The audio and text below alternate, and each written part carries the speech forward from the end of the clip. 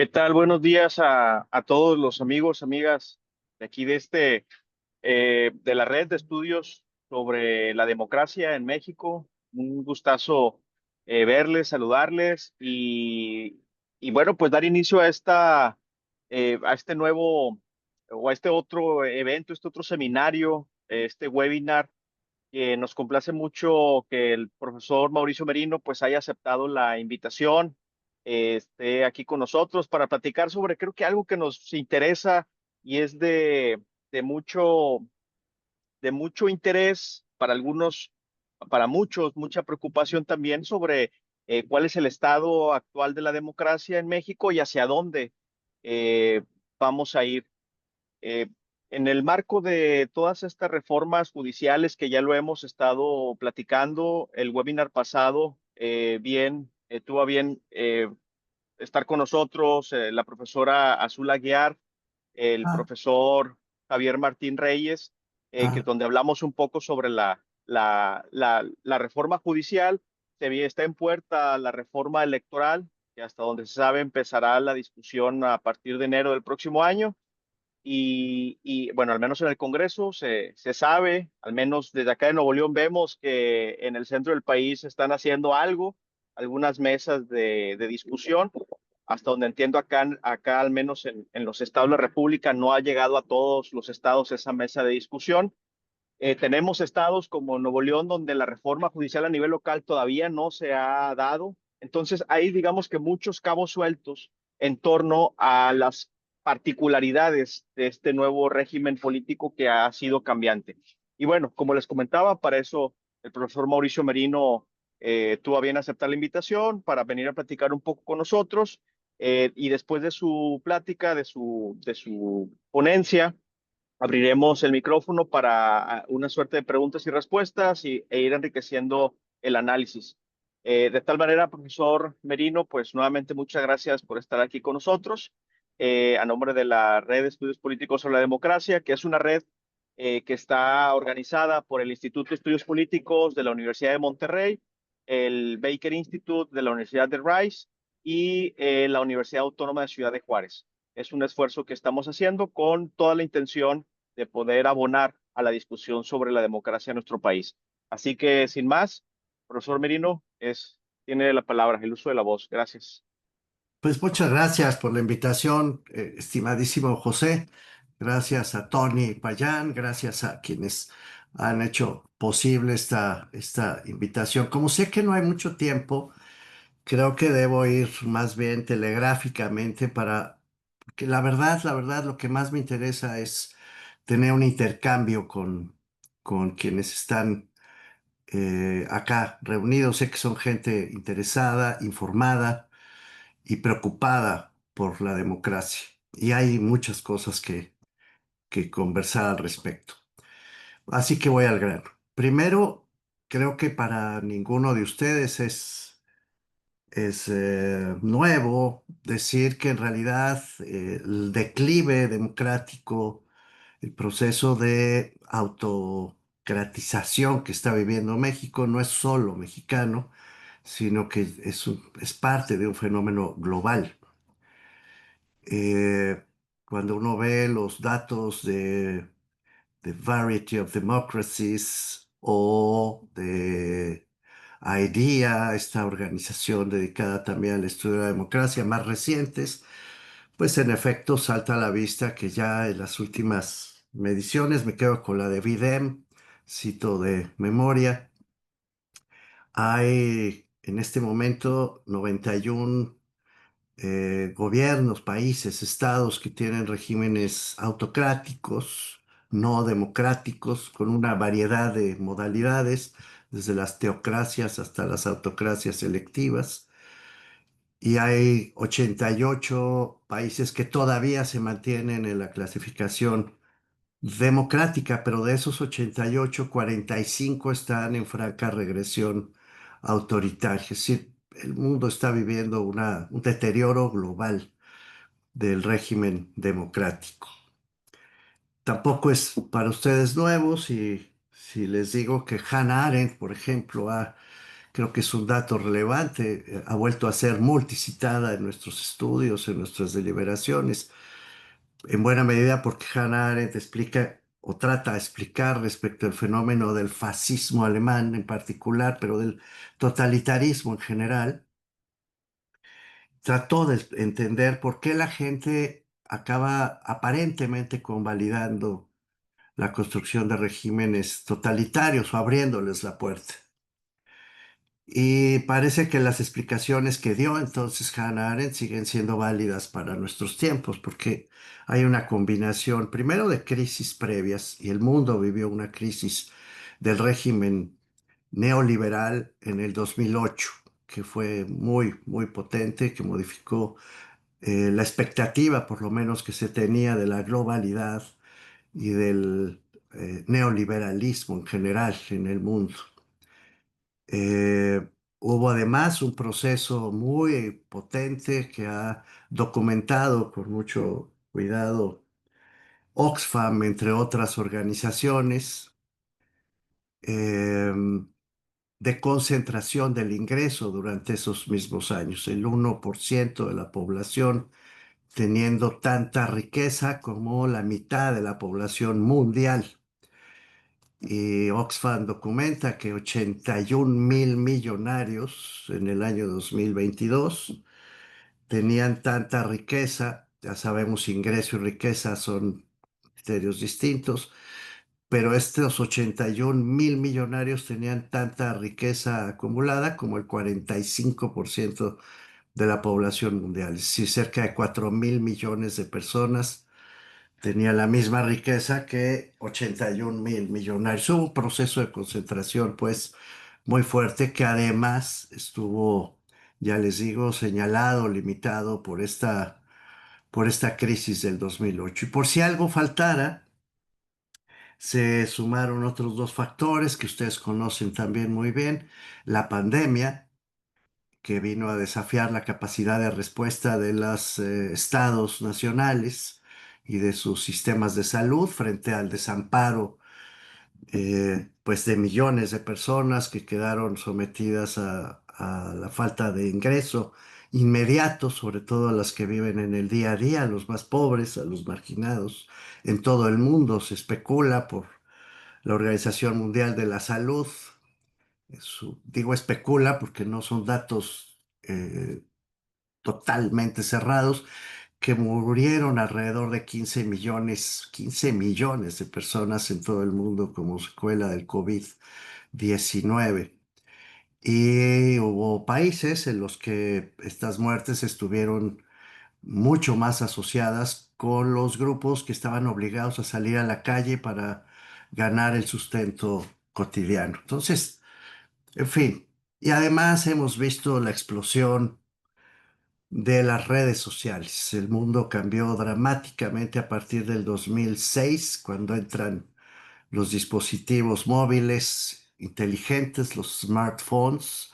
Casi coincide con la crisis del 2008, 2006, 2008, cuando en 2014 ya tenemos no solamente los smartphones, sino la explosión de las redes sociales que modifican el patrón de comunicación global, no para bien, sino que cargan de odio, cargan de algoritmos, además, que capsulan a las personas dentro de lo que ellas mismas buscan desde un origen. Y estamos hablando de años, ya les digo, que anteceden apenas con una diferencia de un lustro a la llegada de la pandemia.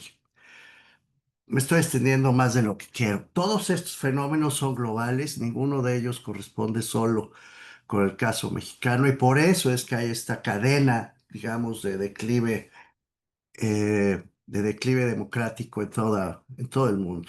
Casos tan extremos, ¿no? Como el de los Estados Unidos, o Venezuela, o Nicaragua, o El Salvador, o Hungría, o Turquía, o Nepal, o en fin, no me entretengo más con eso. Pero sí es importante hacer esta advertencia. No estamos frente a un fenómeno aislado, único, mexicano. Ahora, lo que sí tenemos son los rasgos singulares que ha adoptado el proceso de regresión autoritaria de México. Eh, Tal como sucedió en el mundo, me voy a eso directamente, no podemos perder de vista bajo ninguna circunstancia, diré yo, que este proceso tiene como uno de sus emblemas, no necesariamente empieza ahí, ese es un debate entre colegas, pero sí sabemos que es un emblema del principio del deterioro, el 2018. ¿Por qué? Porque no solo significa la llegada de Andrés Manuel López Obrador con un claro discurso populista que lo respalda, sino sobre todo es la derrota del régimen de partidos que había venido construyéndose en los años anteriores. Eh, no estoy, nunca voy a estar seguro porque no puedo tener evidencia empírica para probar lo que digo, pero ¿cuántos votos hubo realmente a favor de Andrés Manuel López Obrador en el 2018 por sus posturas programáticas y cuántos votos fueron de castigo al régimen de partidos previo, régimen que cargaba todas estas derrotas de las que vengo hablando, del modelo neoliberal, de la desigualdad y en el caso mexicano en particular, además de la corrupción cada vez más arraigada, en particular durante el gobierno del presidente Peña Nieto con los escándalos de la Casa Blanca y el reparto de prebendas y canonjías que en buena medida caracterizó ese sexenio. Entonces hubo, en efecto, un péndulo, por así decir, entre el régimen de partidos PRI, PAN, PRD, que además, en el 2018, como ustedes recuerdan, inician un proceso de coalición que le da la razón, digamos, por lo menos moral, diría el propio López Obrador, al candidato ganador, al propio Andrés Manuel. Todos son iguales y nosotros somos distintos. Entonces, el momento en que hace una coalición que reproduce en el 2024, a mi juicio, absurdamente, pero lo hacen, pues se ponen frente al principal discurso de Andrés Manuel López Obrador. Bueno, a partir de ese momento inicia este proceso ya de manera formal de desarticulación del régimen de partidos, en principio, y de concentración o reconcentración del poder en México de una manera ya sistemática, articulada, yo diría definitiva. Y bueno, cuido esta última palabra definitiva porque no hay nada en la historia política que sea definitivo, pero sí de larga data. Va a tomar tiempo. ¿Qué es lo que sucede? Bueno, ya sabemos, inicia con una pugna que primero desconoce las decisiones de la Suprema Corte de Justicia de la Nación, desobedece las instrucciones del Poder Judicial abiertamente y entra en pugna con esa composición de la Suprema Corte de Justicia en México.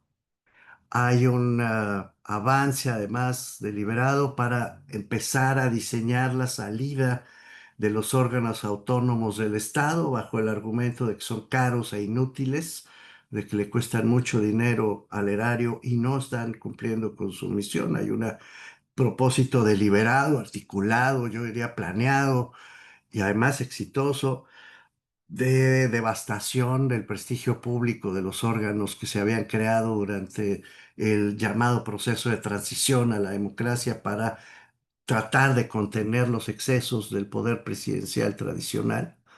El INAI, el COFETEL, la Comisión de Competencia Económica, etcétera. Se construye todo un discurso a partir del cual el supuesto es que el pueblo está agraviado porque el pueblo está encarnado en la figura presidencial, porque la figura presidencial no necesita intermediarios para conectarse con el pueblo, algo que ahora mismo están viviendo, por cierto, en los Estados Unidos con Donald Trump, y que además todas esas otras instituciones o burocracias o límites al ejercicio del poder presidencial no solo son caros, sino que impiden esa conexión directa que el presidente López Obrador considera democrática, pura, entre el pueblo y su dirigente y su principal representante.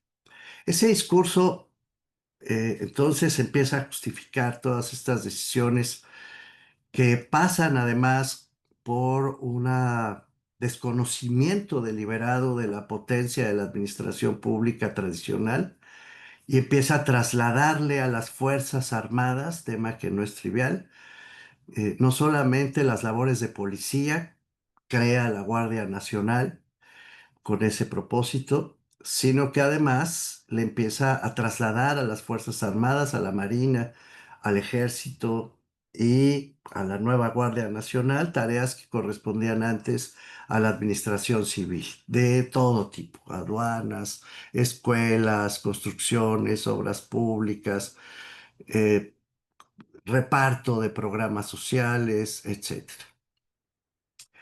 Hay además un muy exitoso proceso de dispersión de recursos del erario a través de lo que llaman programas sociales, que son en realidad eso, dispersión de recursos mediante un banco que crea el Estado con ese fin, el Banco del Bienestar, y cuya intención es deliberadamente ir afiliando al mayor número posible de personas para que reciban algo.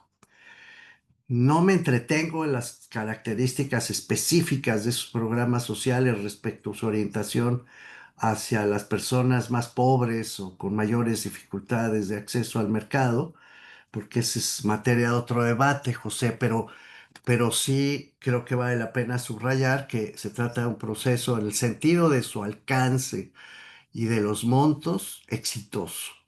Se crea además un ejército civil, que son los servidores de la nación, así se les llama, que son, por cierto, pagados con los mismos recursos de los programas sociales para hacer toda esta labor, no solo de dispersión, sino de registro, de control de las personas que van recibiendo todos estos programas sociales.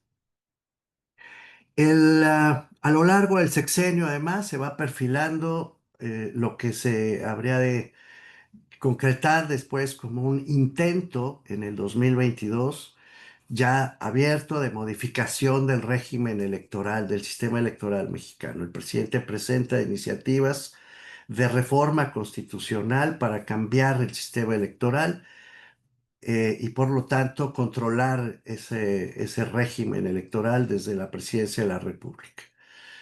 Esta es la gota que derrama el vaso, por cierto, con la Suprema Corte de Justicia de la Nación.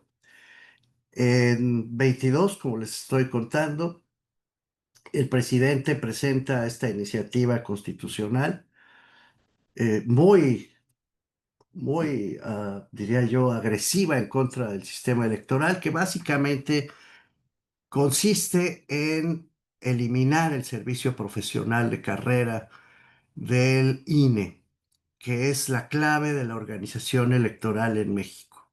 Es decir, son las personas que organizan técnicamente la elección en todo el país. Entonces, el presidente va directamente contra esa estructura y por lo tanto propone la sustitución de esa estructura por otra que de manera análoga a los servidores de la nación ayudarían a organizar las elecciones solamente en cada nueva convocatoria con gente del propio gobierno. Propone además que se elijan a los consejeros electorales, que se cambien, que se reduzca la estructura del INE. Propone que haya una nueva forma de controlar el padrón electoral para vincularlo con la cédula única de registro de población y de identidad en México. Y propone que haya una reducción del financiamiento público a los partidos políticos que obviamente toca el corazón de las oposiciones. Eh, Hay pues una operación destinada a modificar el sistema electoral desde sus raíces principales. No prospera porque no alcanza la mayoría calificada en el Senado de la República todavía. En esos años no tenía el régimen, el gobierno hegemónico, el partido hegemónico, perdón, actual, no tenía mayoría calificada, entonces no le alcanza y de inmediato lanza lo que él llamaría el Plan B, que es una reforma legal. Y hay una prisa, hay una lógica que no, aquí sí me separo de explicaciones, no entiendo por qué la prisa, ¿no? Del presidente López Obrador, que quiere que se apruebe todo sin moverle una coma, prácticamente al día siguiente, y efectivamente lo logra. Pero paradójicamente, esta rapidez con la que se aprueba el plan B, que va a modificar ya no tanto como hubiera sido en lo constitucional, pero que sí toca el corazón del Instituto Nacional Electoral y del Tribunal Electoral, por cierto, hace que el procedimiento legislativo sea vulnerado. Y como secuela de esa vulneración del proceso legislativo, que no permite a las y los legisladores ni siquiera leer, ¿no? La reforma, la votan en otra sede, corriendo, de noche, todo mal. Y entonces la Suprema Corte de la Justicia decide declarar inconstitucional esa reforma, ya como ustedes saben, abiertamente suspende su aplicación y obliga a que las elecciones del 2024 se sigan organizando con la legislación que estaba vigente antes de ese intento de reforma. Pero ahí viene una ruptura con la Suprema Corte de Justicia de la Nación y un ataque frontal a Norma Piña, en particular a la presidenta de la Suprema Corte de Justicia de la Nación. Bueno, estoy siendo telegráfico, para aprovechar el tiempo lo mejor posible. ¿Qué sucede después? El presidente declara que ahora inicia un plan C. ¿Qué consiste? Ya que el plan B fracasó, pues ahora viene un plan C. ¿Cuál es el plan C? El plan C, en primer lugar, consiste en ir a las elecciones del 24 con toda la potencia del Estado, con toda la fuerza de los programas sociales, de los servidores de la nación, del ejército, de la Guardia. Es decir, hay una gran movilización nacional a favor de las candidaturas de Morena y de sus aliados. Hay un uso verdaderamente gigantesco de recursos y hay la sospecha, yo no puedo confirmarla, pero sí está documentado, de además pactos e intervención del crimen organizado en ciertas regiones del país en donde hubo amenazas serias y muertes de candidaturas que no simpatizaban a los cárteles del crimen organizado. Se olvida, pero el 2024 hubiera sido la elección más violenta de la historia de México. Es decir, lo fue de hecho, pero estaría en nuestra memoria así si no hubiera sido por la potencia mediática del triunfo de Claudia Sheinbaum Pardo. Pero más de 1,000 candidaturas tuvieron que ser reemplazadas por amenazas del crimen organizado en el 2024 y más de una centena de candidaturas fueron asesinadas durante el proceso electoral. Son cifras espeluznantes, sinceramente. Entonces no está claro qué tanto intervino el crimen, pero sí está claro que intervino el crimen y sí está claro que llegaron a tener estos acuerdos con con el partido hegemónico. Bueno, el resultado es muy exitoso, muy exitoso para el gobierno mexicano. Gana Claudia Sheinbaum con el respaldo, insisto, de de toda la fuerza del Estado. Y además ganan mayoría, se hacen de 23 estados de la República, que es enorme éxito electoral o de aparato político o ambos. Hay un éxito también indiscutible en los congresos de los estados y hay un éxito también en el Congreso, en la Cámara de Diputados y en el Senado.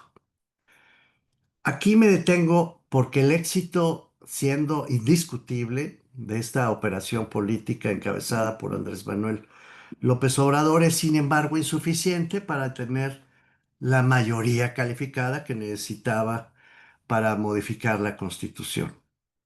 Entonces, como ustedes habrán observado, hay una operación política por el lado de la Cámara de Diputados de carácter legal, con el respaldo de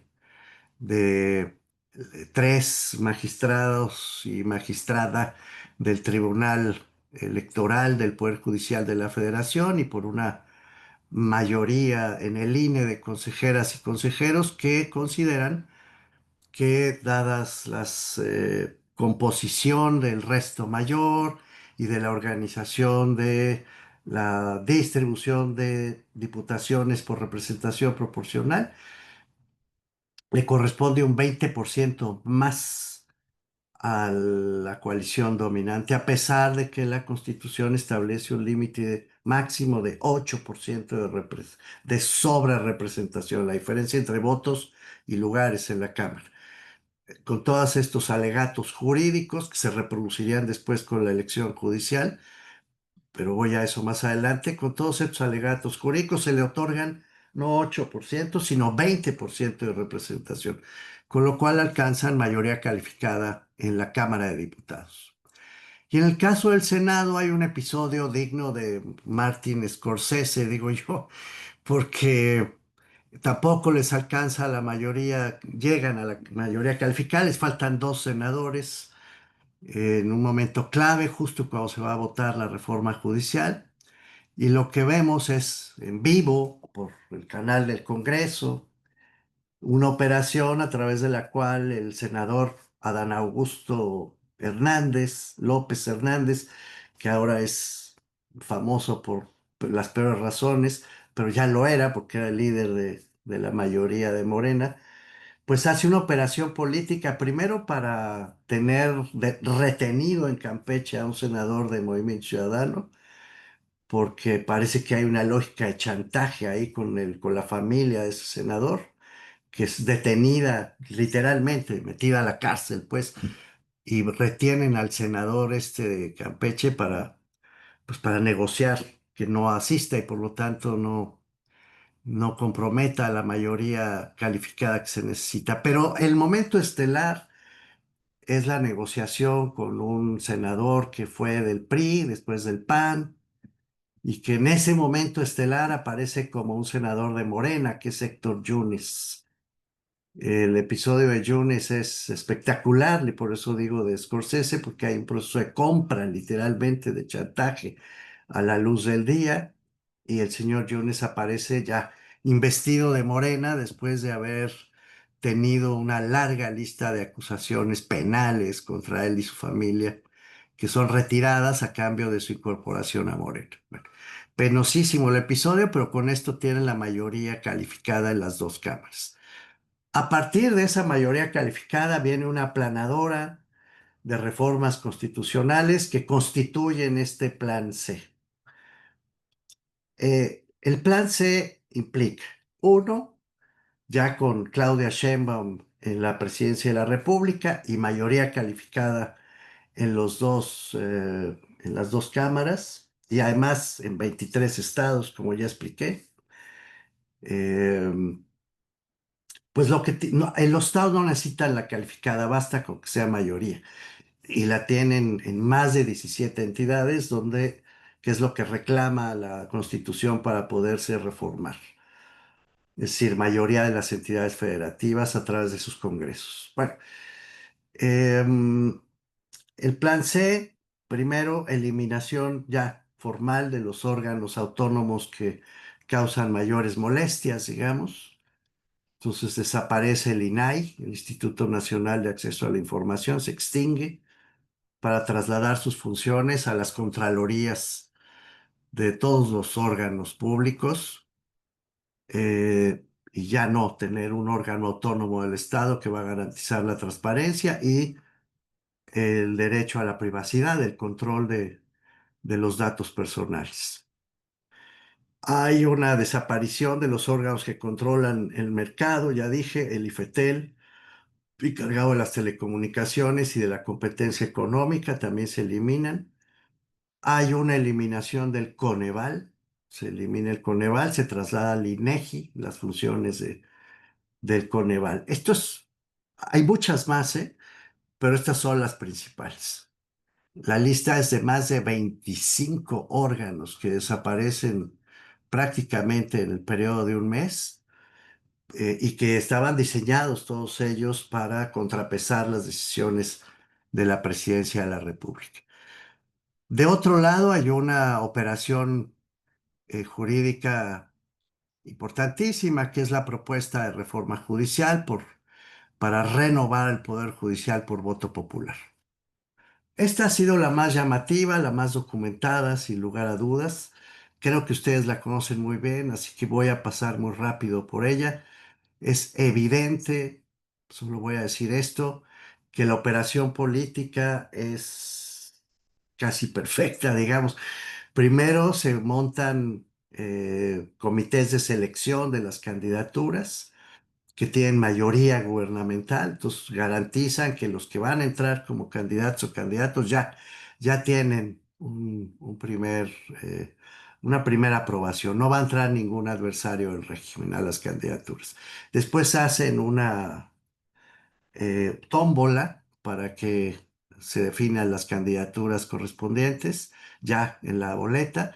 Y después viene la famosa operación de los acordeones. Está más que documentado que efectivamente toda la República se identifica los nombres afines o preferidos. Por cierto, más que por el régimen, por Andrés Manuel López Obrador, cosa que no es trivial. Es decir, son las gentes más cercanas yo le sigo diciendo al presidente López Obrador porque por respeto y porque lo sigue siendo. Y, y bueno, hay una coincidencia perfecta, pues, para acabar pronto entre los acordeones y los que ganan. El Tribunal Electoral, que ya está francamente cooptado y desde hace rato por estos personajes que ya había yo mencionado de paso, que son Felipe Fuentes, Felipe de la Mata y Mónica Soto, tres magistrados electorales que han estado siempre del lado del régimen de Morena, validan la elección. Hoy, por cierto, se van a juntar para volverlo a hacer porque hubo multas a las y los candidatos que usaron recursos públicos para lo de los acordeones que el INE impuso y ahora se las van a quitar justo hoy. Quizá ya lo están haciendo mientras platicamos. Entonces, bueno, hay una validación de un fraude verdaderamente descarado. Por otro lado, ya sabemos, no concita gran interés lo del Poder Judicial. 13% del padrón electoral, 3% que anula el voto, por tanto, 10% de votación final, que significa que una de cada 10 personas del padrón electoral, o sea, con derecho a voto, realmente eligen al nuevo Poder Judicial. Con todo, el discurso del régimen es que el pueblo se ha pronunciado.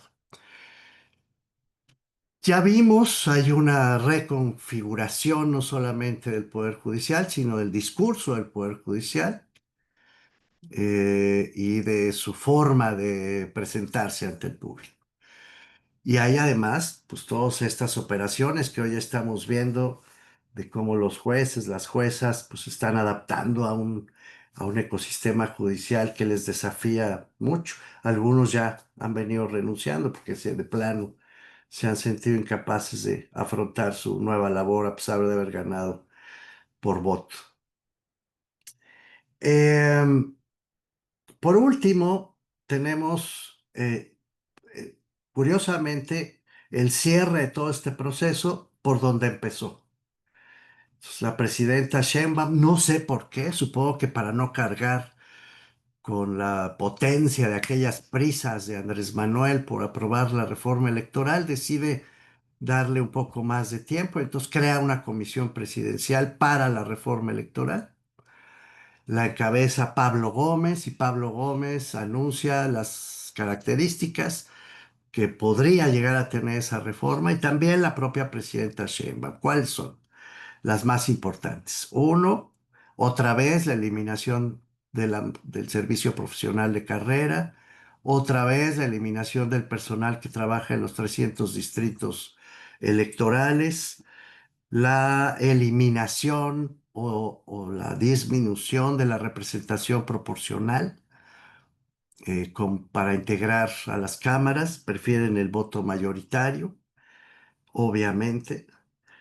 La disminución del financiamiento público, otra vez, a los partidos políticos y la eliminación de los órganos electorales locales para tener una sola organización nacional, un solo instituto nacional electoral y un tribunal electoral. ¿Para qué los tribunales y para qué los OPLES? Se preguntan ellos si se puede ahorrar dinero. Y otra vez, obviamente, la idea de que hay que ahorrar mucho dinero, que no es necesario gastar tanto en las elecciones. La intención no puede ser más obvia. Hay un deseo deliberado de controlar ya. Ah, se me olvidaba. Y la elección popular de consejeras y consejeros, o en su defecto, la tómbola, que es lo que prefiere Pablo Gómez. Es decir, en cualquier caso, nada de acuerdos, ¿no? Entre partidos. Que vote la gente, lo acaba de decir apenas. Antier, otra vez, la presidenta de la República quiere que la reforma electoral sea como la gente quiere, no como los partidos quieren. O sea, hay un rechazo a cualquier diálogo o a cualquier acuerdo de consenso entre distintos partidos. No hay ninguna duda de que hacia febrero o marzo del próximo año se consolidará esa reforma electoral y con eso pues, se cierra el ciclo de lo que tenemos como la eh, autocracia electiva ya en definitiva del país. Ahora, permítanme ustedes añadir a esto algunas cosas. Em, ya, vamos a tener el poder judicial controlado, ya tenemos el poder legislativo, elecciones controladas, por lo tanto, pues va a ganar Morena, independientemente de lo que pase después. No tenemos transparencia. Las Fuerzas Armadas, a pesar de todo, siguen al frente de de todas las tareas que les fueron asignadas durante el gobierno de Andrés Manuel López Obrador. Y, sin embargo, hoy tenemos otras dos cuestiones que vale la pena recuperar. Y ya con esto cierro. Primero, Donald Trump. Es mi opinión, pero yo creo que no se necesita tener mucho talento para sostener que Donald Trump va a seguir con la guerra contra los cárteles de una manera cada vez más firme y con la amenaza latente de intervenciones quirúrgicas o abiertas para desarticular por lo menos los liderazgos de los principales cárteles, el de Jalisco y el de Sinaloa. Habrá una tenaz control de la migración con todo lo que esto significa y expulsiones de personas en territorio americano que no hayan nacido allá. Estamos ya en el proceso de renegociación del Tratado de Libre Comercio con Canadá y con Estados Unidos y evidentemente Estados Unidos impondrá reglas para defender su mercado interno, es lo que quiere y lo ha dicho de todas las maneras posibles y hecho Donald Trump. Y además creo que va a seguirse incrementando de una manera muy palpable el ataque, digamos, por vías políticas y de inteligencia política contra élites del país por vía de la corrupción. Y en este sentido, digamos, la única novedad frente al guión que se ha venido siguiendo con el así llamado Plan C, con esto ya termino, es la novedad de una posible ruptura en las Fuerzas Armadas, que para mí es completamente inesperada y al mismo tiempo preocupante, que por un lado revela la existencia de los vínculos entre un señor que, como ustedes saben, es Bermúdez Requena, de un grupo criminal llamado La Barredora, con el gobierno de Adán Augusto López Hernández en Tabasco. Hay que registrar con mucha atención que esta revelación la hace un militar de alto rango de la 30 Zona Militar con sede en Tabasco. Y de otro lado hay una revelación también, o varias revelaciones de la Marina para dar a conocer, o parar, dar a conocer, todo el mundo sabía, pero en fin, hacer ya explícita la denuncia del huachicol fiscal, que en realidad es el tráfico, no sé cómo describirlo, porque hasta me da pena. O sea, buques gigantescos con millones de litros que llegan a los puertos mexicanos, que bajan por estas tuberías hacia pipas de camiones, pipas que distribuyen eso por todos lados, que llegan incluso a refinarse en refinerías clandestinas y nadie se daba cuenta, ¿no? Es absolutamente ridículo. Pero en fin, alguien toma la decisión por fin de decir esto no va más y denuncian a los sobrinos del mismísimo secretario de la Marina como los principales líderes de toda esa operación. Y entonces empieza una secuencia otra vez de Martin Scorsese, citando mucho, pero es que así es, suicidios, asesinatos de marinos que están involucrados en esa red y que podrían ser fuentes de información y de repente están muriendo. Uno de ellos muere incluso en una, ¿cómo le llaman? Un entrenamiento, en un campo de tiro de la Marina y se equivocan en un campo de tiro, de prácticas de tiro. Es absolutamente inverosímil. En lugar de tirarle a la diana, le tiran al personaje y lo matan. Pero hay otros, ¿no? Suicidios pasionales. Realmente es una trama espantosa. Es la única novedad. El resto del plan C sigue avanzando perfectamente articulado. ¿Hay algo del lado de la oposición? No, no hay. El PRI está hundido, tiene un liderazgo impresentable, diría yo, con Alito Moreno. El PAN está metido en un lío interno muy importante con el liderazgo nuevo de Jorge Romero. Y en Movimiento Ciudadano, perdón, hay dificultades porque el fundador, el líder histórico, está prácticamente fuera de la vida política por razones de salud, Dante Delgado. Entonces hay una recomposición de los liderazgos que incluye a Samuel García en Nuevo León, que incluye a Jorge Álvarez Maínez, que incluye a los jaliscienses con Clemente Castañeda. En fin, no está claro quién va finalmente a dirigir los destinos del Movimiento Ciudadano, a pesar de que en este horizonte devastador vemos que es el partido con mayores posibilidades de crecimiento, eh, no tanto como Morena, pero quiero decir de por lo menos de plantarle cara a Morena, pero poco más. ¿Cuál es el escenario, compañeras y compañeros? Entonces, es una democracia en vías de salida y estamos clara, inequívoca, indiscutiblemente frente a la construcción de un nuevo régimen político. No es el régimen del viejo PRI, es otra cosa, es una autocracia electiva, claramente consolidada. Por cierto, hay un texto precioso de Luigi Ferrajoli, del mismísimo Luigi Ferrajoli, hablando de la reforma judicial mexicana, que aconsejo mucho, luego se los mando si no lo tienen, José. Eh, Vale la pena que lo vean, confirmando estas tesis. No hay quien no las confirme, nadie con dos dedos de frente. Si tenemos un régimen nuevo y pues yo sé que este seminario está dedicado a la democracia, yo también estudio estos temas de todas las maneras posibles, pero estudiar un tema no quiere decir cerrar los ojos a la realidad. Se acabó efectivamente el proceso de transición o de consolidación democrática en México y estamos en proceso de consolidación de un régimen autocrático electivo.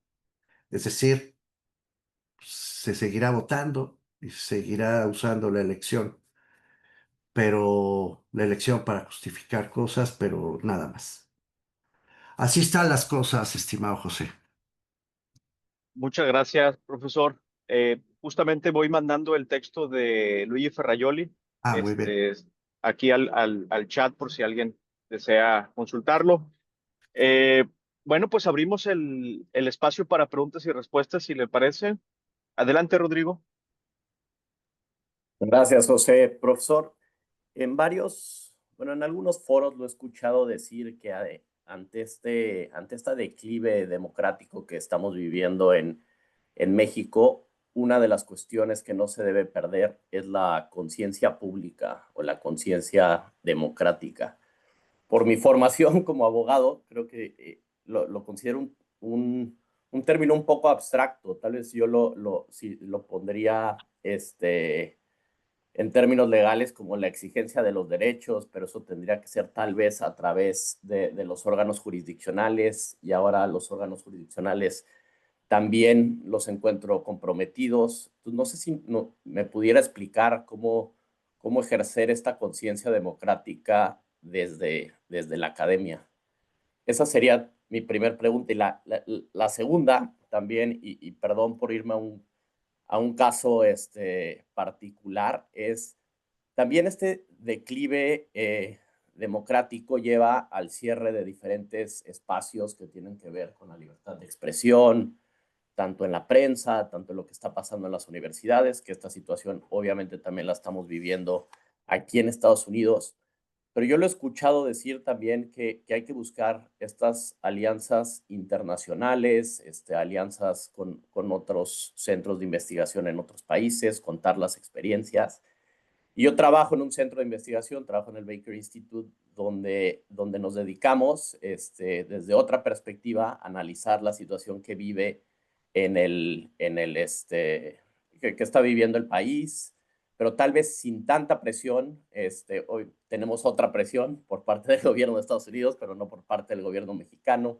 Tenemos acceso también a diferentes medios de financiamiento que en el país, y habiendo vivido ahí toda mi vida en México, es más complicado. No sé si nos pueda dar como una recomendación de qué papel debemos de jugar estos centros de investigación que estamos en el extranjero para pues ante esta situación del declive democrático que estamos viviendo. Gracias y perdón por extenderme más. No, gracias. Le contesto, ¿verdad, Rodrigo? José. Sí, ok. Fíjese, Rodrigo, gracias por haberme escuchado en esta intervención y por lo que veo en otras. Me siento muy agradecido por eso. Eh, con toda sinceridad, si no fuera este un webinar tan serio y usted y yo estuviéramos tomando un café, le diría, no tengo la más pálida idea. Pero como no puedo decirle eso, le voy a contestar, a eso me dedico últimamente, Rodrigo, a tratar de encontrar una respuesta a su pregunta. Eh, mire, yo he cambiado los verbos básicos para orientar nuestra labor. Antes hablábamos de incidir, era un verbo típico de la sociedad civil. Tenemos que incidir para que pasen cosas. Incidir me trae a mí a la memoria la metáfora exitosísima de Hegel del amo y el esclavo, del siervo y el señor. Cada vez que uno le pide al poderoso que actúe o lo presiona, lo que sea, pero cada vez que uno presiona para que otro actúe, está convalidando el poder de ese otro. Y esto es lo que hace la famosa incidencia que tanto tiempo gobernó, digamos, las ideas y la acción de la sociedad civil y de las propias universidades. Ya no. Yo creo que ahora no sirve de nada incidir porque no incidimos nada, porque hay un proyecto político, insisto, en curso que hay que reconocer. Hay mucha gente que lo respalda, por cierto, que se siente cómoda con Por eso cité a Hannah Arendt al principio de esta conversación. No es que la gente vaya ciega, saben lo que está pasando y les parece bien. Entonces incidir es inútil, pero exigir es otra cosa y resistir es otra. Yo cambié mis verbos por exigir y resistir y abandoné incidir. Mientras pudimos incidir para hacer la reforma de transparencia, yo tuve el privilegio de estar en el IFE autónomo, aquel de 1996. Tuve el privilegio de estar en la reforma de transparencia del 2007 y del 2014. Y yo mismo tuve el privilegio incluso de jugar un papel, creo que más o menos importante, con el Sistema Nacional Anticorrupción. Se podía incidir, se podía reunir 634,000 firmas, como hicimos para la reforma anticorrupción del 2016. Ya no. Eso se acabó, Rodrigo. Está absolutamente bloqueado el acceso al diálogo, incluso ya no digamos a la incidencia. ¿Cómo entonces pasar a la resistencia y a la exigencia?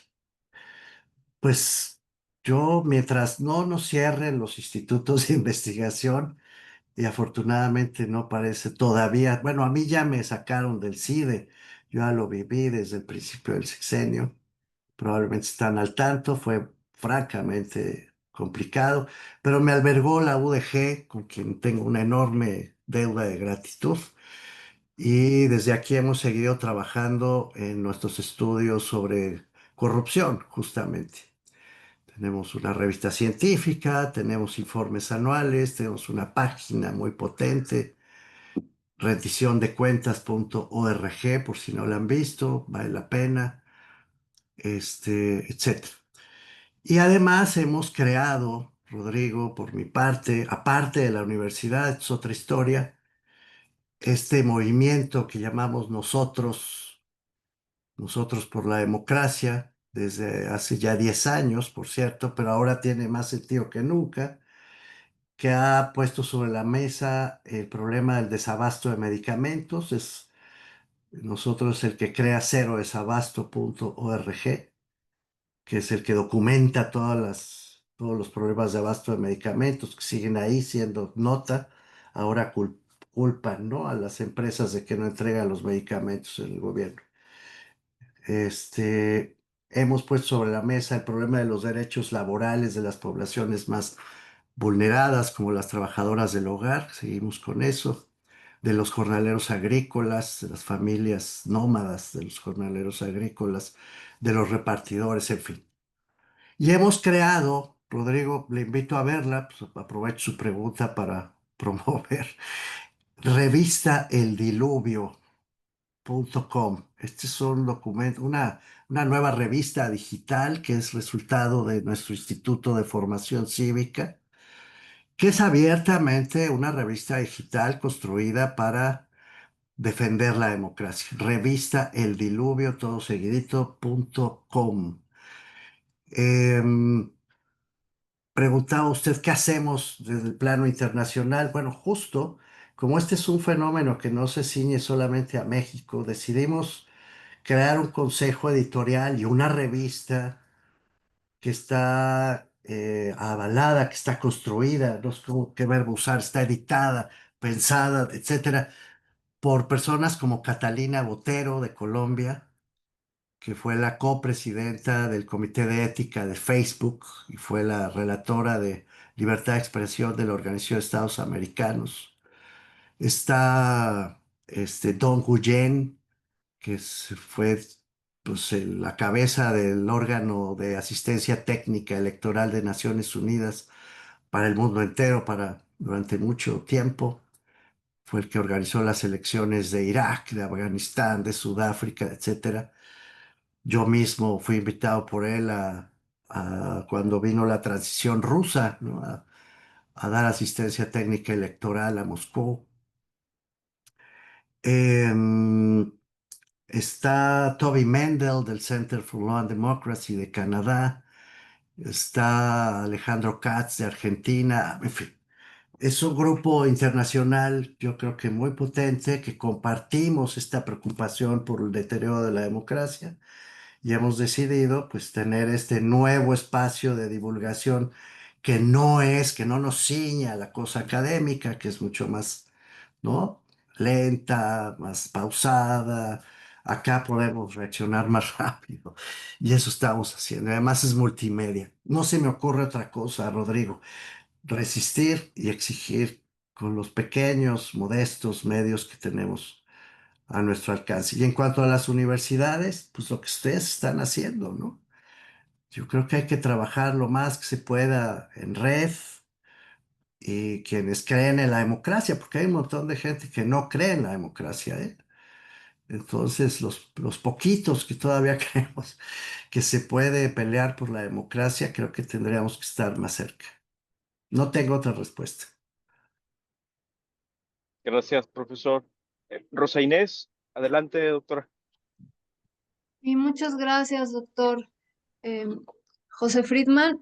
Muchas gracias, doctor Mauricio Merino. La verdad, si hay una persona congruente, es usted, sin duda, en el país, como académico, y ese es el sentido de que esté yo aquí escuchándolo y ahora, pues eh, levantando la mano porque justo por su congruencia yo tengo un par de dudas a partir de también estudio procesos participativos, también estoy a favor de la democracia, también estoy a favor de pues defender instituciones que apoyen la democracia y pues es muy triste lo que pasa y que tiene que ver con una tradición mexicana muy autoritaria, pero voy a dejar tres ideas para ir a mi pregunta concreta que yo sé que es compleja, pero quizás usted pueda ayudarnos a encontrar como soluciones. O sea, por supuesto, ya lo planteó usted, hay muchos sesgos y cada quien defiende lo que cree a partir de sus propias experiencias, sus propias lecturas, sus propios libros pues sus propias condiciones económicas, porque algunos han salido beneficiados, otros definitivamente eso es innegable, o sea, hay sesgos y estamos frente a una corriente de múltiples sesgos, ¿no?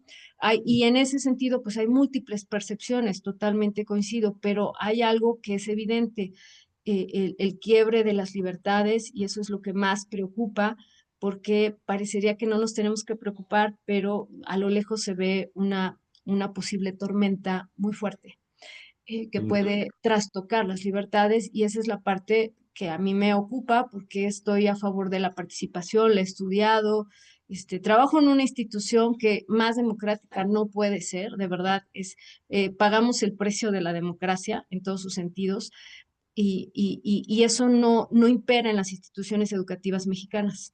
Entonces, eh, en este sentido, quiero preguntarle sobre las trampas del discurso y las contradicciones de las acciones. No todas las personas son congruentes, usted sí, y hay personas que defienden cosas que no hacen en los hechos, en sus posiciones y en sus acciones. Y eso lo vemos en México. O sea, todo mundo, yo escucho por todas partes que critican al modelo al que estamos transitando y que realmente sí preocupa a todos, pero en sus trincheras replican eso, replican modelos autoritarios, replican modelos discrecionales, replican modelos sin información, con poca información, manipulados, controlados.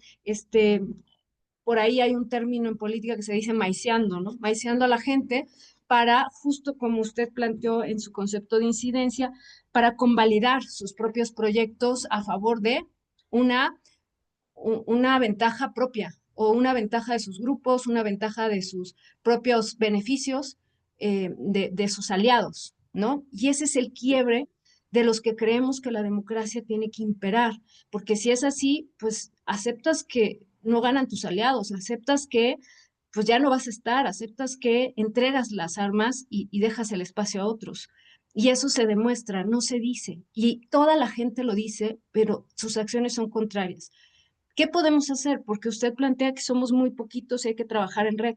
Sí, pero cada vez nos está comiendo la dinámica y mejor quedarse callados y pues aplaudir a quien dice cosas bonitas, pero hace lo contrario. Y eso tampoco está bien, pero no hay opciones y además es una ola mundial. Em, ¿Qué futuros posibles, qué futuros deseables? O mejor cada quien que se vaya a la playa, se relaje y diga, pues, este, ya no me preocupo tanto porque si no voy a sufrir demasiado. Doctor, por favor, gracias. Bueno, lo de la playa no es mal consejo, ¿no? Así que de todas maneras, si se puede hacer, hagámoslo. No, otra vez me hace, es que son ustedes personas muy inteligentes, no cabe duda. Qué bueno, estoy viendo ahí a Lawrence Whitehead, yo no sé si sea Lawrence Whitehead, pero él sí que sabe la respuesta a lo que está usted preguntando. Yo vuelvo a contestarle igual, no tengo una idea clara, tengo más bien imágenes borrosas, Rosa Inés. Déjeme explicar. Usted tiene toda la razón. Ya cité varias veces a Hannah Arendt, no lo voy a volver a hacer. Hay una larga saga de estudios recientes sobre la construcción de estos nuevos populismos y de estas modalidades de las autocracias selectivas. Pues no las cito, ¿no? Pero sí, déjeme darle, de ser posible, un sentido humano a mi respuesta. ¿Quiénes, dice usted, la gente se queja, pero luego actúan de otro modo? Efectivamente, este es el problema histórico de construcción de los regímenes autoritarios. Y tiene que ver con la conciencia ciudadana a la que ya también se había referido Rodrigo hace un momento y su enorme dificultad. Empiezo. ¿A quién, por qué la gente se refugia, digamos, en sus lugares de certeza? Imagine usted que tenemos por lo menos a la mitad de la población en México y si no, el 60 y tantos % en situación vulnerable por pobreza multidimensional. Yo les explico a mis alumnos siempre que puedo, Rosa Inés, que la pobreza es un trabajo de tiempo completo. La pobreza es, además, no solo la falta de dinero, sino la falta de ánimo, la falta de autoestima. La pobreza mata la autoestima de las personas y sobre todo les quita tiempo. Sobrevivir es una de las cosas más difíciles. No hay nada más cansado que no hacer nada, decía una de las líneas de una película extraordinaria. Esa gente no le podemos pedir que cobre conciencia y que participe y además, o sea, se para súper temprano, tiene que ir si vive en zonas urbanas cada vez más densamente pobladas, vive en estos lugares chiquititos, ¿no? Donde cohabita un montón de personas. Decía la presidenta Sheinbaum, me ofendió tanto, la verdad. Se lo tengo que decir, Rosa Inés, cuando en su informe dijo, vamos a hacer 1 millón de viviendas de 60 metros cuadrados, ya no las huevitos que hacían antes. 60 metros cuadrados para una familia de, yo qué sé, donde hay abuelos, es ridículo. Y todas pegadas, ¿no? Entonces, viven en condiciones de mucha violencia, van a la calle y están violentadas, y son mujeres, además son acosadas, vejadas, se suben a un transporte público horrible, tardan horas en llegar a su trabajo, no les alcanza para vivir. Sí, se ha aumentado el salario mínimo, pero todavía no alcanza para vivir, no ha llegado a cubrir la canasta básica familiar. No me extiendo, o sea, no le puedo pedir a esa gente que además salga a la calle, cobre conciencia democrática y me parece casi indignante. En el otro extremo tenemos a los empresarios. En Monterrey los conocen mejor. Yo he hablado con varios grupos de empresarios, me invitan a veces a hablar, ¿no? De estas cosas y eso me da a mí retroalimentación. Y entonces los empresarios, fíjese, se sienten amenazados también. Tienen la prisión preventiva de oficio, que es una de las cosas del Plan C. Tienen las cuestiones fiscales como delito grave, que amerita prisión preventiva de oficio. Eso es nuevo, esto es del régimen actual. tienen a los jueces a su servicio, tienen a la UIF a su servicio. Sí, los empresarios dicen, oye, ¿y si mi contador se equivoca, qué hago, doctor Merín? Les digo, pues que te compren cigarros y fumas, ¿no? Porque te van a meter a la cárcel. O vas a tener que negociar a la mexicana, ¿no? Tu salida. Esto significa ayudar al régimen o quedarte callado o dejar de invitarme a estas reuniones porque no está bien, los pone nerviosos. Entonces, fíjese, en el otro extremo, los más ricos, los que más tienen, están sujetos por el régimen y los otros no se les puede pedir más. ¿Qué nos queda? Nos queda una franjita muy chiquita, Rosa Inés, de universitarios, de clase media, que sí tiene tiempo para participar. Y de esa pequeña franja hay que retirar todavía a quienes están vinculados con el gobierno, reciben programas sociales o tienen palancas, les encantan las palancas, para poder resolver pequeños problemas de acceso al hospital, de cambio de escuela, pequeñas influencias. Este es un país que vive de las pequeñas influencias en ese sector de la clase media. Y añado, para todavía complicar más mi propia duda, que según los datos que nos proporciona Eduardo Guerrero, que es un gran experto en temas de seguridad y de crimen organizado, hay alrededor de 175,000 personas directamente, no indirecta, directamente involucradas con el crimen organizado, Rosa Inés.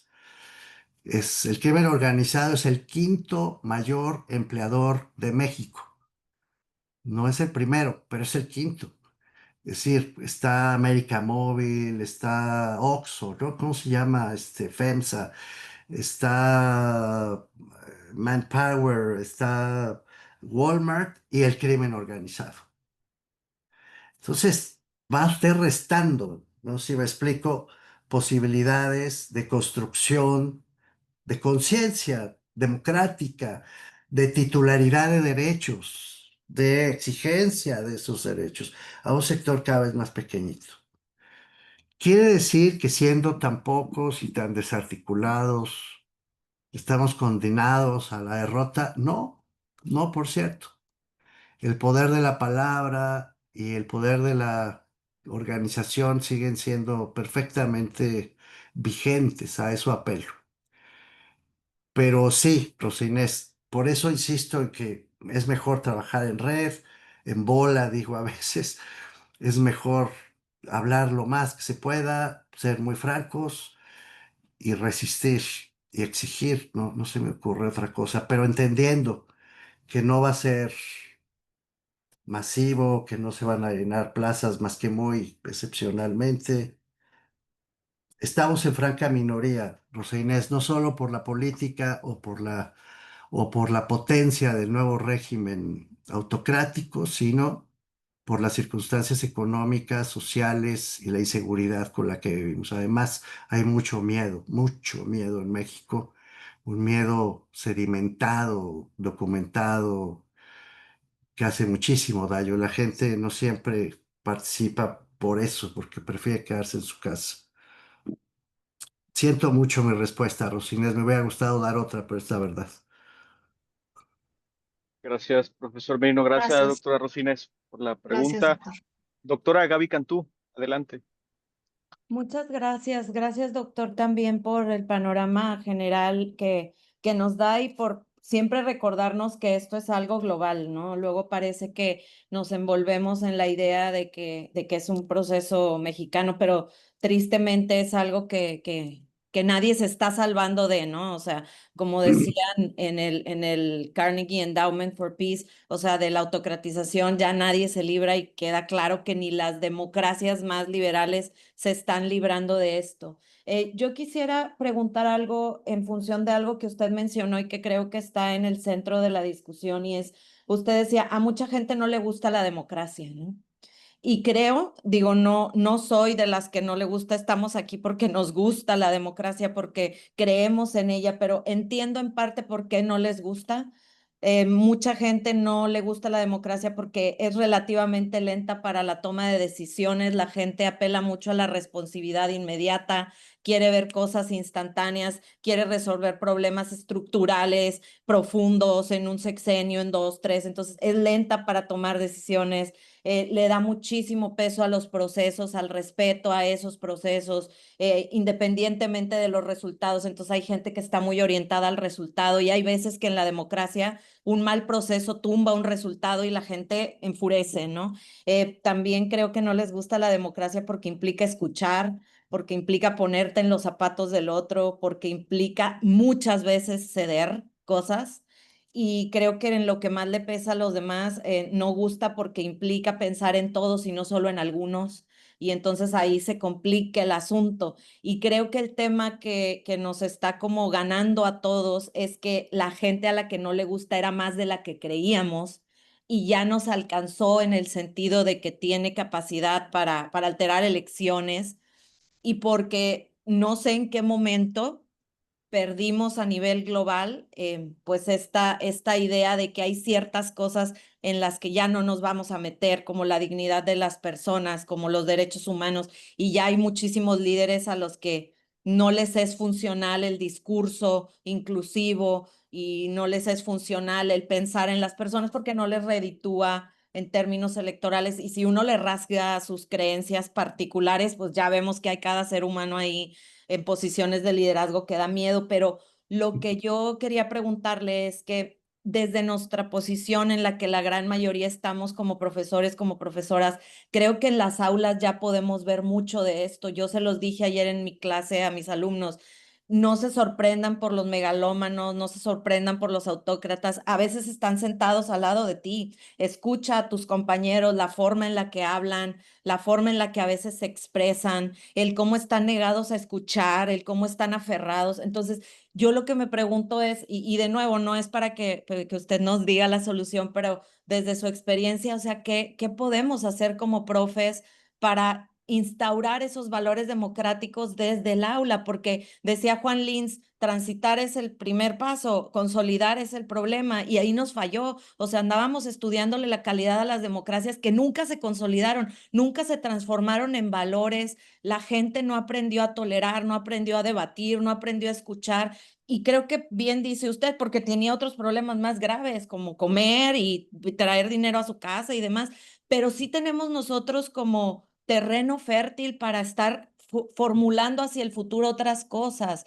que el futuro a lo mejor empiece a cambiar desde ahorita en lo que en las aulas les decimos, porque sí me preocupa. Luego los escucho y digo, a ver, no se trata de pelear aquí. El debate no es pleito, el desacuerdo no es conflicto.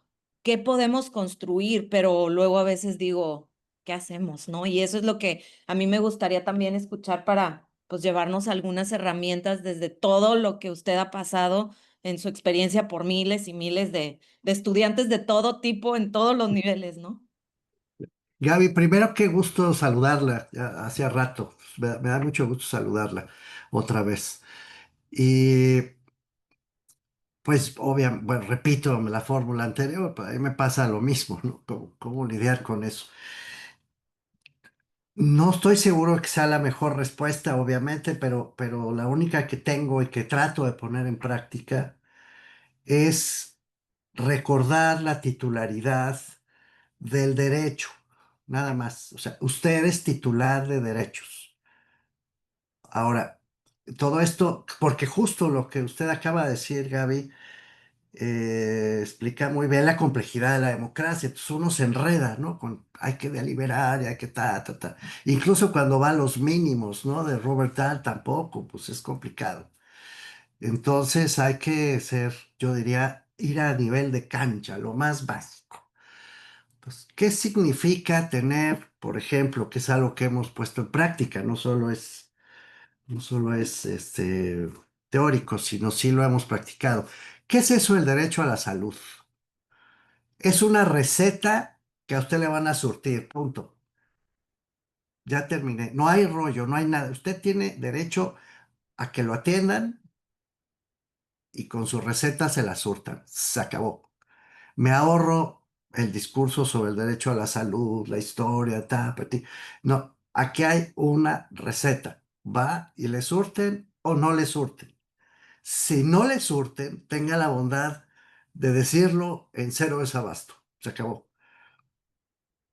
Usted trabaja, tiene derecho a la protección social. Punto. Punto. No hay debate. Usted trabaja, se registra. Se acabó. No, pero es que no, concretito.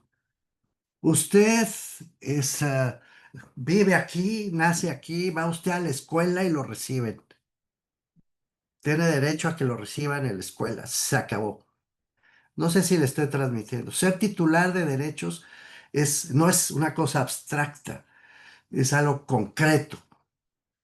Y usted puede ya seguirse. Este es el problema, ¿no? Usted tiene derecho a vivir. Usted tiene derecho a caminar por una calle. Y fíjese, no estoy echando el rollo de la metropolización y el derecho al medio ambiente y el calentamiento global. No, yo quiero caminar por la calle y que no me maten y que no me roben.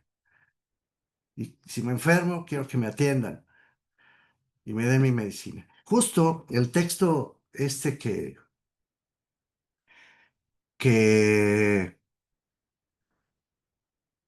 Ay, muchas gracias, Damián. Pon también la revista, ¿cómo se llama? El Diluvio para que... Ah, ya la vi, ahí está. Bueno, él estaba diciendo, tienes que poner en concreto las cosas, súper concretas. Cuando lo pones en concreto, la gente empieza a entender, ¿no? Oye, si tú tienes que ir al hospital y no te pueden atender porque hay uno que tiene palancas, es el hijo del secretario de no sé quién y tacatán, y ese hasta habitación privada le ponen. Ahí empezamos a oír la vocecita de Rousseau diciéndonos nada ofende más a la gente que la desigualdad.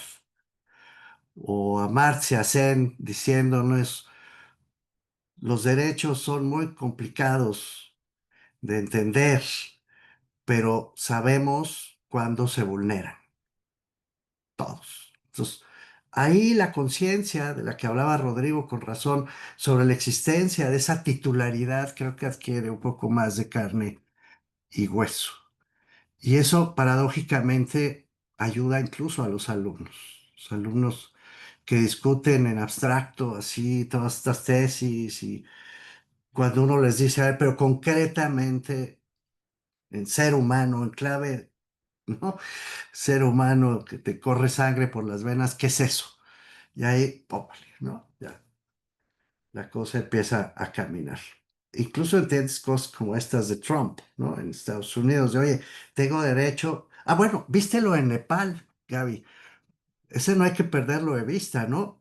Este loquito del, ¿cómo se llama? Partido Marxista, Leninista, Comunista, no sé qué, tiene un nombre así, el que gobierna en Nepal. Dijeron, no, ya se acabó las redes sociales. 5 días después tenían a todos los jóvenes de la generación Z encima, cambiando al gobierno. O sea, hay un límite al ejercicio del poder, incluso para gobiernos tan autoritarios como ese. Perdón, Gaby, no se me ocurre otra cosa. Gracias, profesor Merino. Igual, Jesús, estimado Jesús, la última pregunta. Adelante.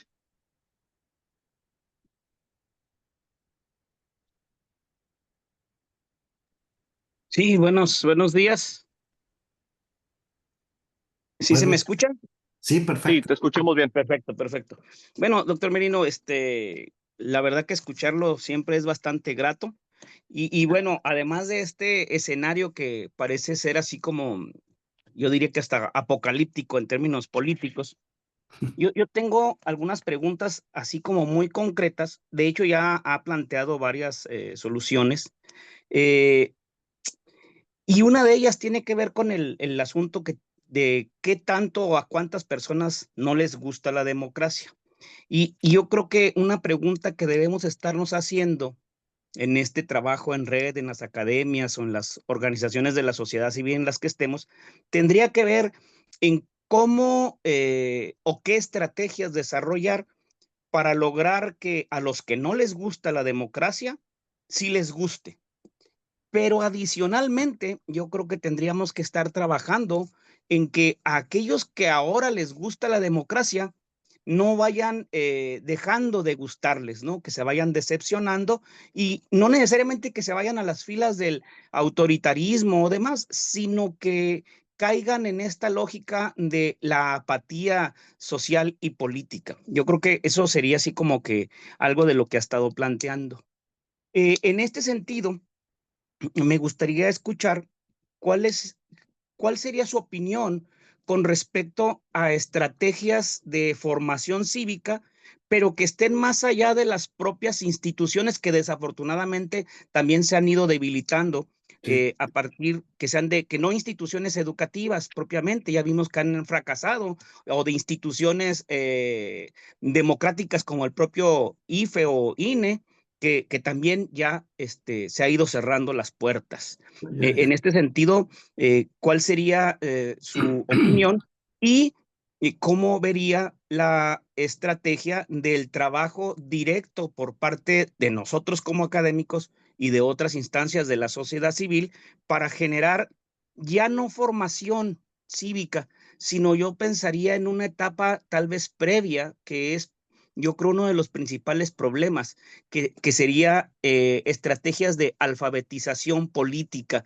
en todo el sentido amplio, ¿no? Sí, los derechos son complicados, sabemos cuándo se vulneran, pero desafortunadamente pareciera ser que no logramos dar en el clavo al momento de exigirlos, demandarlos o pedirlos. Esa sería básicamente mi pregunta, doctor.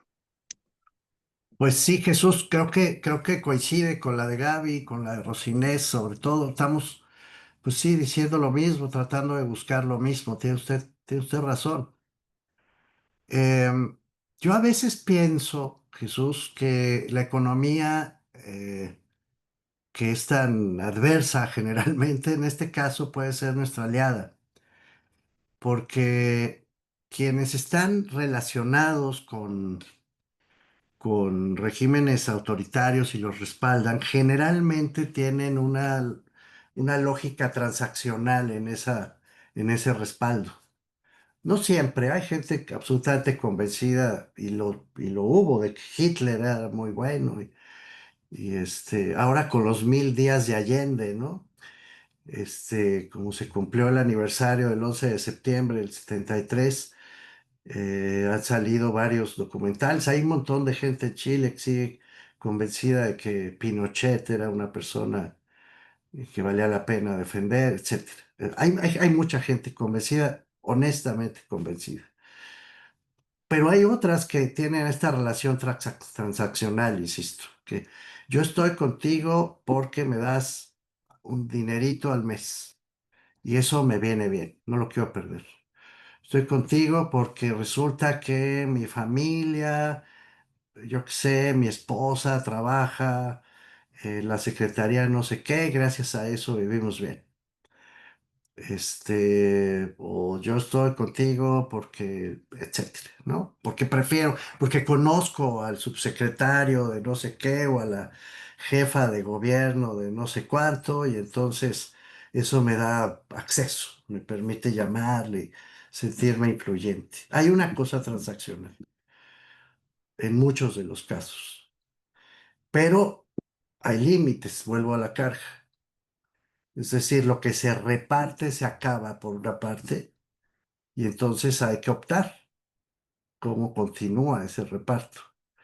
Y por el otro lado, hay una necesidad, digamos, de hacer explícito el reparto, a quién le toca y a quién no le toca. Cuando uno hace explícito ese reparto, empiezan a brotar cosas pues más feas, ¿no? El caso de la corrupción pues es inequívoco, pero inequívoco. Es decir, yo preguntaba el otro día en una columna, está bien lo del huachicol y todo eso, pero ¿qué hacen ahí los hijos del presidente López Obrador? Independientemente de que se hayan amparado, no saben. La pregunta no es eso, la pregunta es qué hacen ahí. ¿Cómo que está de secretario general del partido hegemónico el hijo del presidente? A veces se nos van las cabras al monte, ¿no? O sea, ¿cómo es justificable que el junior sea el líder del partido? Punto. Esa es la pregunta clave. En algún momento la gente tendrá que contestar eso.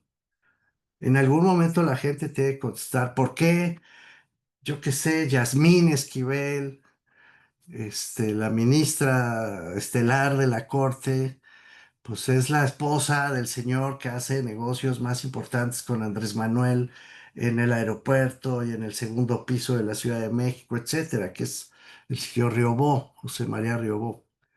Todas esas cuestiones, otra vez, como le contestaba yo a Gaby, de distribución, ¿no? De distribución desigual, de distribución inequitativa, yo creo que ilustran de qué manera los regímenes autoritarios de cualquier naturaleza deben actuar.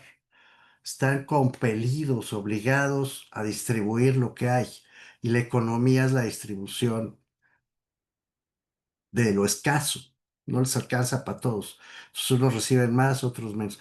Lo que hace la democracia es organizar esa distribución de poder y de dinero. Es básicamente un sistema redistributivo, la democracia.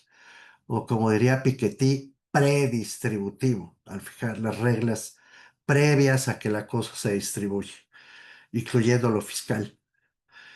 Pero los regímenes autoritarios redistribuyen en función de criterios básicamente desiguales. Entonces, pues Jesús, en la medida en que seamos capaces desde la academia de documentar con precisión, con claridad, con objetividad, bien, pues no para pegar, sino objetivamente, cómo se está haciendo esa redistribución de poder, redistribución de ingresos, redistribución de influencia, etcétera, y observemos que esa redistribución es profundamente inequitativa, pues creo que nuestra labor de conciencia va a ser un poco más eficiente.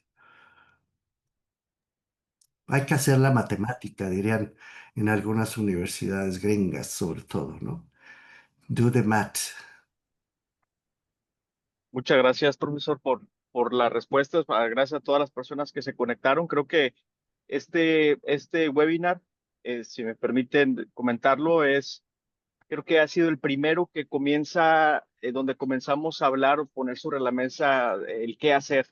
Yo creo que hemos estado, y que está muy bien, conversando sobre los problemas, sobre los obstáculos, pero me parece que en esta ocasión fue, digamos, el punto de partida para seguir poniendo sobre la mesa el qué hay que hacer o qué podemos hacer nosotros, que la mayoría estamos en la academia, pues, para mejorar estas condiciones. Ya todo esto yo, ya sin ánimos de consumir más su tiempo, yo sí pondría sobre la mesa, pues, el papel que habrá desde los niveles subnacionales a las respuestas y posibles soluciones quizás a estos problemas con el régimen actual. Entonces, profesor Mauricio Merino, muchas gracias. Es un gusto convivir con usted, escucharlo. En lo personal, he leído mucho sobre usted y las columnas en el Universal no me las pierdo tampoco. Entonces, pues bueno, muchas gracias a todos y a todas y pues nada, que Ahí pasen. veo a Javier Martín, además, yo no sé si también sea Javier Martín o no. Sí, No, sí, sí, sí, sí, sí. sí soy. Aquí ando muy atento, querido profe. Ay, qué bueno, Javier, pues un abrazote. Bueno, Igual, gracias. gustazo. Gracias, José, gracias por todo, gracias por la invitación. Hombre, a usted, Gracias. profesor. Hasta luego. Bye. Hasta luego, que estén muy bien. Abrazo fuerte, que estén bien Bye, todos. bye, Javier, adiós, bye. Gaby, adiós, adiós.